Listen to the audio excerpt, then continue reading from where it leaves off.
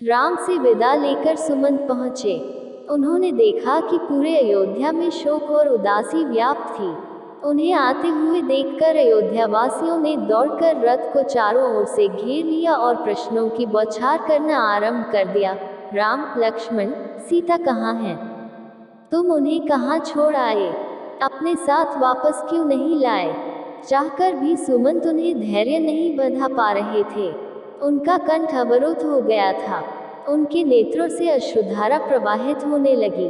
प्रयास करके स्वयं को नियंत्रित किया और लड़खड़ाती वाणी में कहा, गंगा पार के बाद वे पैदल ही आगे चले गए और उन्होंने आदेशपूर्वक रथ को लौटा दिया।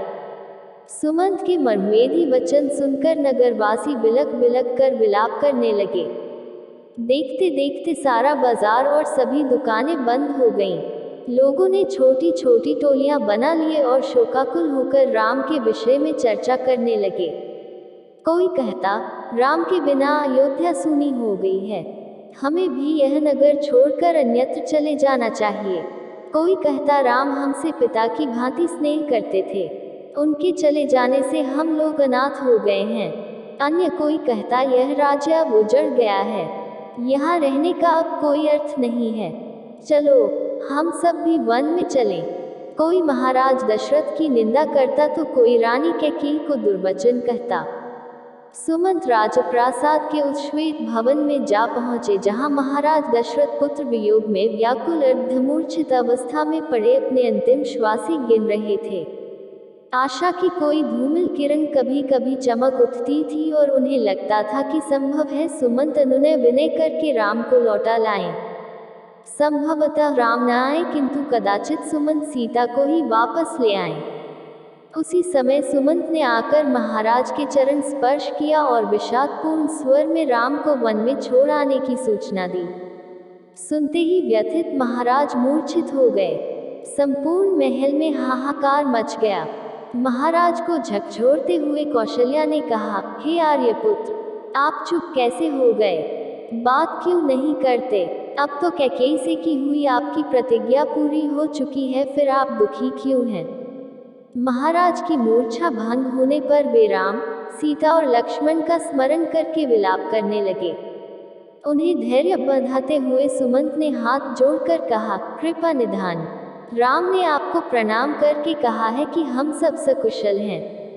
माता कौशल्या के लिए संदेश दिया है कि वे महाराज की हृदय से सेवा करें और कैकेयी के प्रति हृदय में किसी प्रकार का कलुष न रखें। भरत को भी उन्होंने पिता की आज्ञा का पालन करने का आदेश दिया है। महाराज दशरथ ने गहरी सांस छोड़ते हुए कहा, सुमंत, होने को कौन टाल सकता है? इस आयु में मेरे प्रिय पुत्र मुझसे अलग हो गए। इस संसार में इससे बढ़कर भला क्या दुख होगा? कौशल्या कहने लगी, राम, लक्ष्मण और विशेषतः सीता, जो सदा सुखपूर्ण महलों में रही है, कैसे वन के कष्टों को सहन कर पाएंगे? आपने ही उन्हें वनवास दिया है, आप जैसा निर्दयी और कोई नहीं होगा। यह सब आपने केवल कैकेयी और भरत के सुख के लिए किया है। कौशल्या के इन कठोर वचनों को सुनकर महाराज का हृदय विदीर्ण हो गया। नेत्रों में अश्रु भरकर वे बोले, कौशल्ये, तुम तो मुझे इस तरह मत धिक्कारो, मैं तुम्हारे हाथ जोड़ता हूँ। दशरथ के इन दीन वचनों को सुनकर कौशल्या का हृदय पानी पानी हो गया और वे रोने लगी। फिर दोनों हाथ जोड़कर वे बोली, हे आर्यपुत्र, दुख ने मेरी बुद्ध को हर लिया था, मुझे क्षमा करें। राम को यहाँ से गए आज 5 रात्रियां व्यतीत हो चुकी हैं, किंतु मुझे ये 5 रात्रियां 5 वर्षों जैसी प्रतीत हुई हैं। इसीलिए मैं अपना विवेक खो बैठी और ऐसा अनर्गल प्रलाप करने लगी। कौशल्या के वचन सुनकर राजा दशरथ ने कहा, कौशल्ये, जो कुछ भी हुआ है वह सब मेरे ही कर्मों का फल है। सुनो, मैं तुम्हें बताता हूँ। महाराज दशरथ ने कहा, कौशल्ये, यह मेरे विवाह से पूर्व की घटना है। एक दिन संध्या के समय अकस्मात मैं धनुष बाण ले रथ पर सवार हो शिकार के लिए निकल पड़ा। जब मैं सरयू के तट के साथ साथ रथ में जा रहा था तो मुझे ऐसा शब्द सुनाई पड़ा मानो वन्य पशु पानी पी रहा हो। उस पशु को मारने के लिए मैंने तीक्ष्ण शब्दभेदी बाण छोड़ दिया। बाण के लक्ष्य पर लगते ही किसी जल में गिरते हुए मनुष्य के मुख से ये शब्द निकले, आह, मैं मरा। मुझ निरपराध को किसने मारा? हे पिता, हे माता, अब मेरी मृत्यु के पश्चात तुम लोगों की भी मृत्यु जल के बिना प्यासे ही तड़प तड़प कर हो जाएगी। न जाने किस पापी ने बाण मारकर मेरी और मेरे माता पिता की हत्या कर डाली। इससे मुझे ज्ञात हुआ कि पशु के पीने का आवाज सुनना मेरा भ्रम था, वास्तव में वह शब्द जल में डूबते हुए घड़े का था। उन वचनों को सुनकर मेरे हाथ कांपने लगे और मेरे हाथों से धनुष भूमि पर गिर पड़ा। दौड़ता हुआ मैं वहां पर पहुंचा जहां पर वह मनुष्य था। मैंने देखा कि एक वनवासी युवक रक्तरंजित पड़ा है और पास ही एक औंधा घड़ा जल में पड़ा है। मुझे देखकर क्रुद्ध स्वर में वह बोला, राजन, मेरा क्या अपराध था जिसके लिए आपने मेरा वध करके मुझे दंड दिया है? क्या मेरा अपराध यही है कि मैं अपने प्यासे वृद्ध माता पिता के लिए जल लेने आया था? यदि आपके हृदय में किंचित मात्र भी दया है तो मेरे प्यासे माता पिता को जल पिला दो जो निकट ही मेरी प्रतीक्षा कर रहे हैं।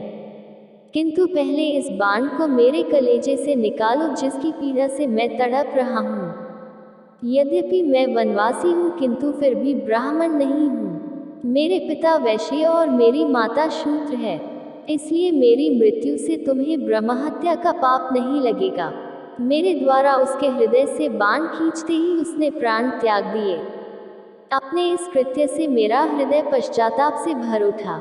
घड़े में जल भरकर मैं उसके माता पिता के पास पहुंचा। मैंने देखा वे दोनों अत्यंत दुर्बल और नेत्रहीन थे। उनकी दशा देखकर मेरा हृदय और भी विदीर्ण हो गया। मेरी आहट पाते ही वे बोले, बेटा श्रवण, इतनी देर कहाँ लगाए? पहले अपनी माता को पानी पिला दो क्योंकि वह प्यास से अत्यंत व्याकुल हो रही है। श्रवण के पिता के वचनों को सुनकर मैंने डरते डरते कहा, हे मुने, मैं अयोध्या का राजा दशरथ हूँ। मैंने अंधकार के कारण पशु के भ्रम में तुम्हारे निरपराध पुत्र की हत्या कर दी है। अज्ञानवश किए गए अपने इस अपराध से मैं अत्यंत व्यथित हूँ। आप मुझे दंड दीजिए।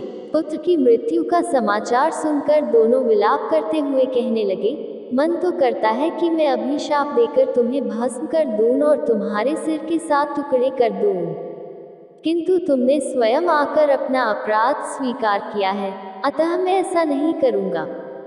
अब तुम हमें हमारे श्रवण के पास ले चलो। श्रवण के पास पहुंचने पर वे उसके मृत शरीर को हाथ से टटोलते हुए हृदय विदारक विलाप करने लगे। अपने पुत्र को उन्होंने जलांजलि दिया और उसके पश्चात वे मुझसे बोले, हे राजन, जिस प्रकार पुत्र वियोग में हमारी मृत्यु हो रही है, उसी प्रकार तुम्हारी मृत्यु भी पुत्र वियोग में घोर कष्ट उठाकर होगी। शाप देने के पश्चात उन्होंने अपने पुत्र की चिता बनाई और पुत्र के साथ वे दोनों स्वयं भी चिता में बैठ जलकर भस्म हो गए। कौशल्य, मेरे उस पाप कर्म का दंड आज मुझे प्राप्त हो रहा है। दोस्तों, अगर आपको ये वीडियो अच्छी लगी हो तो लाइक, शेयर और सब्सक्राइब जरूर कीजिए। धन्यवाद।